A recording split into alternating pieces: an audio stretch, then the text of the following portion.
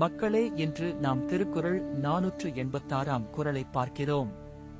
இது திருக்குறளின் பொருட்பால் பகுதியில் உள்ள அரசியல் என்ற இயலில் இடம்பெற்றுள்ள காலமறிதல் அதிகாரத்தின் 6ஆம் குறள்.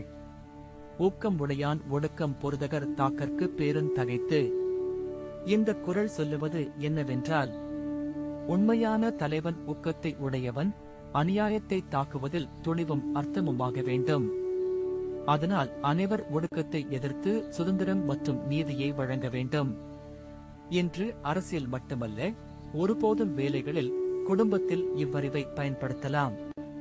முதல் உதாரணம், ஒரு மேலாளர் தன் குழுவை ஊக்கமூட்டும் முனைப்புடன் வைத்து அநியாயமான விதிகளை மாற்றி அனைவரின் வளர்ச்சியையும் பாதுகாக்கிறார். இரண்டாவது உதாரணம், ஒரு நண்பர் தன் சுற்றுச்சூழலில் தவறான பழக்கங்களை தவிர்த்து சமமான வாய்ப்புகளை உருவாக்க மற்றவர்களை ஆதரிக்கிறார். இந்த குறள் இன்றைய வாழ்க்கையில் ஏன் முக்கியம்? நாம் வீழ்ச்சியால் சிக்காதீர்கள், ஊக்கம் மற்றும் தைரியத்துடன் சவால்களுக்கு மாறுபாடாக எதிர்கொள்வோம். ஆர்வமிக்க ஜனநாயகத்தில் ஒழுங்கு மற்றும் நீதியை நிலைநிறுத்த இது வழிகாட்டும் நெறி. நாம் இந்த குறளை பின்பற்றினால் மனைவிகள், நண்பர்கள், வேலைகள் எல்லாமே ஒருமித்தமான வளர்ச்சியையும் ஒற்றுமையையும் பெறும்.